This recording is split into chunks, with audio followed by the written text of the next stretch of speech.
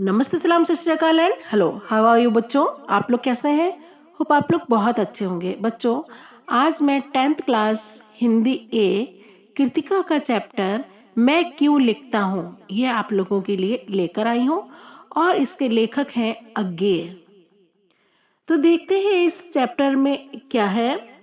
मैं क्यों लिखता हूँ पाठ में लेखक ने स्पष्ट किया है कि लिखने के लिए प्रेरणा कैसे उत्पन्न होती है। लेखक उस पक्ष को अधिक स्पष्टता और ईमानदारी से लिख पाता है जो स्वयं अनुभूत होता है। लेखक विज्ञान का छात्र था और जापान के शहर हिरोशिमा में हुए रेडियोधर्मी विस्फोट का प्रभाव केवल सुना था। जब वह जापान गया, वहां एक पत्थर पर आदमी की शक्ल में काली छाया देखी तो उस रेडियोधर्मी विस्फोट का भयावह रूप उसकी आंखों के सामने प्रत्यक्ष प्रतीत होने लगा और उस याद को भारत आकर रेल में बैठे बैठे उसने कविता के रूप में उतारा। लेखक कहता है कि मैं क्यों लिखता हूँ, इसका उत्तर लेखक देता है कि मैं इसलिए लिखता हूँ कि मैं स्वयं को जानना चाहता हूँ। लिखे बिना इस प्रश्न का उत्तर नहीं मिल सकता है। लेखक का मानना है कि लिखकर ही लेखक आभ्यंतर विवशता को पहचानता है और लिखकर ही उससे मुक्त हो जाता है, इसलिए वह लिखता है। लिखने के पीछे सभी लेखकों के लिए कोई ना कोई कारण होता है। कुछ ख्याति मिल जाने के बाद कुछ बाहर की व्यवस्था से मिलते हैं और कुछ संपादकों के आग्रह से, प्रकाशक के तकाजे से और आर्थिक आवश्यकता से भी लिखते हैं, लेकिन कुछ आभ्यंतर प्रेरणा से भी लिखते हैं। प्रत्येक कृतिकार ये भेद बनाए हुए रखता है कि कौन सी कृति भीतरी प्रेरणा का फल है और कौन सी कृति बाहरी दबाव की।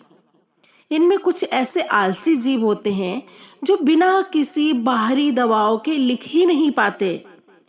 ये कुछ उसी प्रकार है जैसे प्रातःकाल नींद खुल जाने पर बिछौने पर तब तक पड़ा रहे जब तक घड़ी का अलार्म ना बज जाए। इस प्रकार कृतिकार बाहर के दबाव के प्रति समर्पित हुए बिना उसे सहायक यंत्र की तरह काम में लाता है जिससे भौतिक यथार्थ से जुड़ा रहे। लेखक कहता है उसे इस सहारे की जरूरत नहीं पड़ती, वह अपने आप ही उठ जाता है और अलार्म बज भी जाए तो कोई हानि नहीं। अब ये भीतरी विवशता क्या होती है, इसे बखानना कठिन है। इसे समझाने के लिए उदाहरण देता है कि मैं विज्ञान का विद्यार्थी रहा हूं, इसीलिए रेडियोधर्मिता के क्या प्रभाव होते हैं इन सब का पुस्तकी और सैद्धांतिक ज्ञान था। जब हिरोशिमा पर अणु बम गिरा तो उसके समाचार पढ़े, उसके प्रभावों का प्रमाण भी सामने आ गया। विज्ञान के इस दुरुपयोग के प्रति बुद्धि का विद्रोह हुआ और लेखक ने लिखा भी। पर लेख में अनुभूति के स्तर पर जो यथार्थता होती है, जो हमारी भावनाओं के साथ जुड़ा होता है, वह बौद्धिक पकड़ से आगे की बात होती है। इसलिए उसने इस विषय पर कविता उस समय नहीं लिखी थी। लेखक बताता है भारत की पूर्वी सीमा पर कैसे सैनिक युद्ध काल में ब्रह्मपुत्र में बम फेंककर हजारों मछलियों को मार देते थे, जबकि उनको थोड़ी सी मछलियों की ही आवश्यकता रही होती है। जीव के इस अपव्यय से जो व्यथा भीतर उमड़ी थी, उससे एक सीमा तक अणुबम द्वारा व्यर्थ जीव नाश का कुछ कुछ अनुभव तो उसको हुआ था। और लेखक बताता है अनुभव घटनाओं को अनुभूति, संवेदना और कल्पना के सहारे आत्मसात कर लेती है। जापान जाकर जब हिरोशिमा के अस्पतालों में रेडियो पदार्थ से आहट और कष्ट पा रहे लोगों को देखा, उसे तत्काल कुछ नहीं लिख सका था। एक दिन लेखक सड़क पर घूम रहा था, तभी उसने जले हुए पत्थर पर एक लंबी उजली छाया देखी। उस छाया को देखकर थप्पड़ सा लगा। उसे लगा कि भीतर कहीं सहसा जलते हुए सूर्य सा उगाया है और डूब गया है।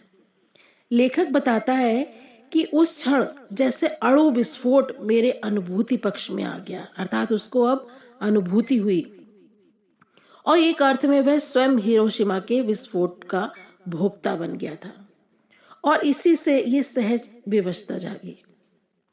भीतर की आकुलता बुद्धि के क्षेत्र से बढ़कर संवेदना के क्षेत्र में आ गई और एक दिन अचानक उसने हिरोशिमा पर कविता लिखी।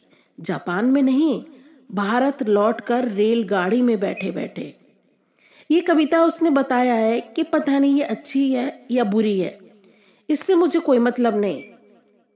उसके निकट वह सच है जो अनुभूति प्रसूत है। तो बच्चों, ये था आज का पाठ मैं क्यों लिखता हूँ। होप आप लोगों को अच्छे से समझ में आया होगा। बच्चों, यदि आपको हमारे वीडियोस अच्छे लगते हैं तो प्लीज़ आप सब्सक्राइब अवश्य करें और हाँ, दोस्तों में शेयर करना ना भूलिएगा। Thank you.